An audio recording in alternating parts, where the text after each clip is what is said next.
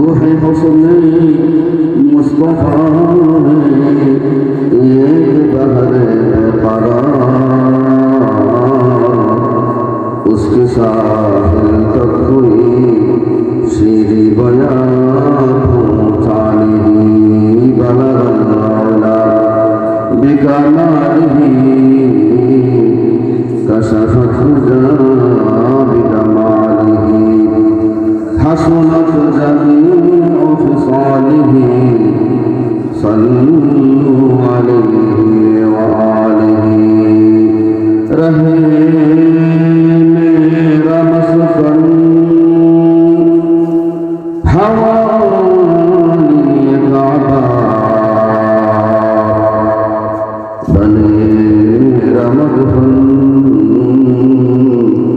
दियार Medina बलगल OLA बिकमालिही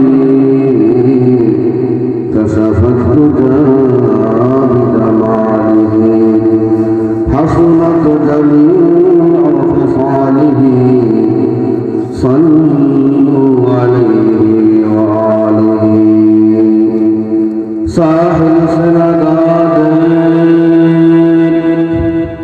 साहिल से लगा दे मेरे शिफों का सफीना साहिल से लगा दे मेरा शिफों का सफीना या रब दिखा दे मुझे मक्का व मदीना या रब दिखा दे मुझे मक्का व मदीना ला इलाहा इल्लल्लाह ला इलाहा इल्लल्लाह ला इलाहा इल्लल्लाह ला इलाहा इल्लल्लाह नामका नाम से उल्फत हमें मस्ते मदीना कर खुदाया ला इलाहा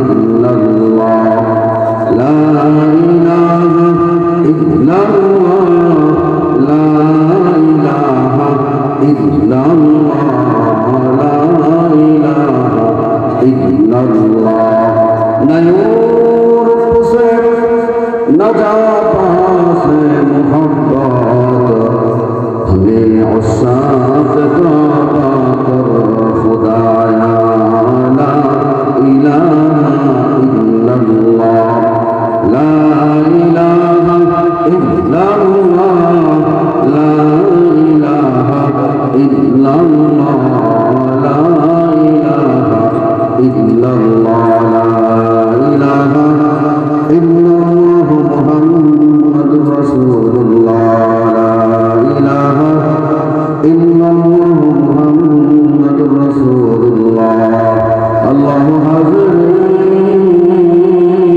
अल्लाहु नाज़िरी अल्लाहु शाहिदी अल्लाहु गाइबी अल्लाहु माई আমরা সকলেই জুড়ে শুরু বলি আলহামদুলিল্লাহ।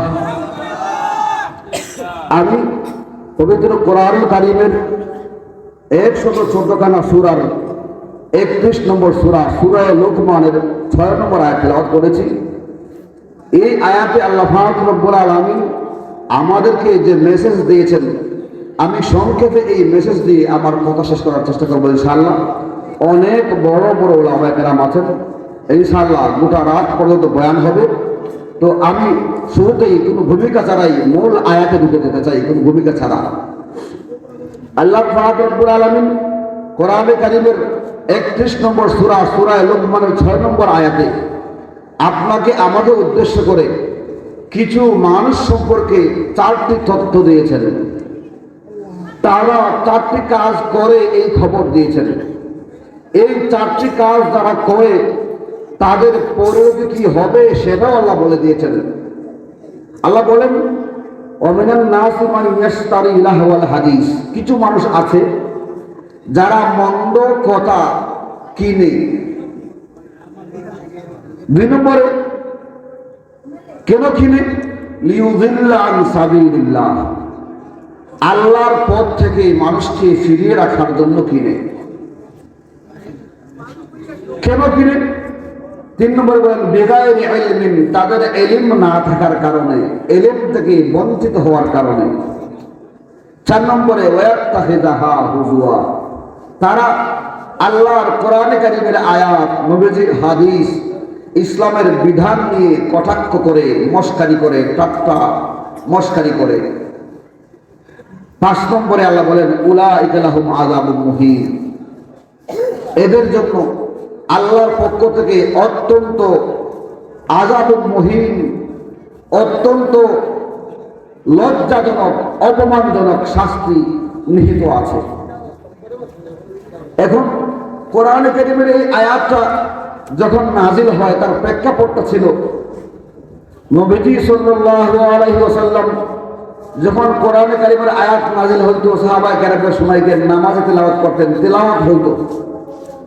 নবীজির কাছ থেকে কোরআনে কারীমের তেলাওয়াত শুনে দলে দলে মুসলমানেরা ইসলামের দিকে ধাবিত হতে শুরু করলো। কারণ কোরআনের অলৌকিক এই মুজিজা যেই শুনতো সেই আকৃষ্ট হয়ে যেত। তখনকার সময়ে মক্কার কাফেররা চিন্তা করলো, মুহাম্মদ কোথা থেকে এত সুন্দর ভাষার কিতাব নিয়ে আসছে, যেই কারণে মক্কার সকল মানুষ তার দিকে ধাবিত হচ্ছে। কয়েকদিন পর আমাদের নেতৃত্ব থাকবে না, এই জন্য আমাদের কোনো কৌশল করা দরকার।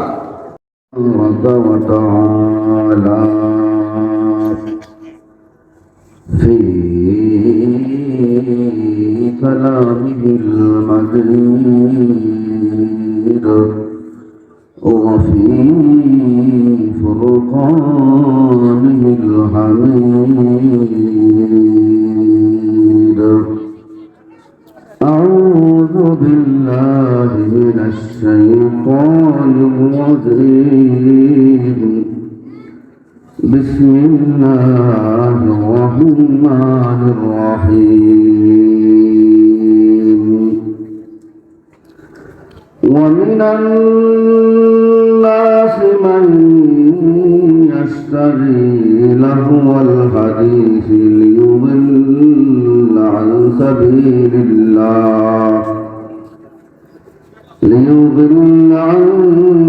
سبيل الله بغير علم ويتخذها هزوا.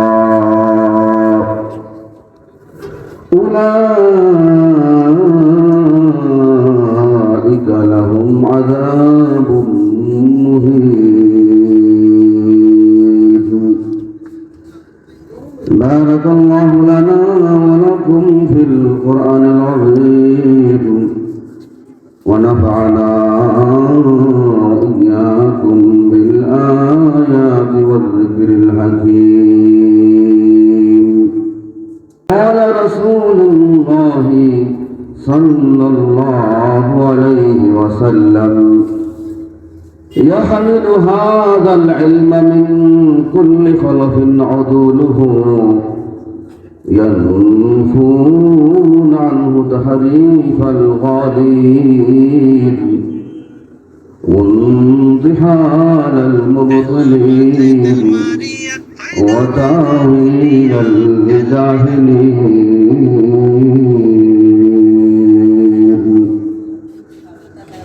أو كما قال سيدنا ونبينا محمد صلى الله عليه وسلم. চক্ষু দুটি বন্ধ করে অন্তরটাকে মদিনা মুনওয়ারার দিকে মুতাওয়াজ্জা করে শ্রদ্ধা ও ভক্তি মিশ্রিত কণ্ঠে আমরা সকলেই দুরূদ শরীফের হাদিয়া পেশ করি। আল্লাহুম্মা সাল্লি আলা মুহাম্মাদিন ওয়া আলা আলি মুহাম্মাদ كما صليت على إبراهيم وعلى آل إبراهيم إنك حميد مجيد. اللهم بارك على محمد وعلى آل محمد كما على إبراهيم وعلى آل إبراهيم إنك حميد مجيد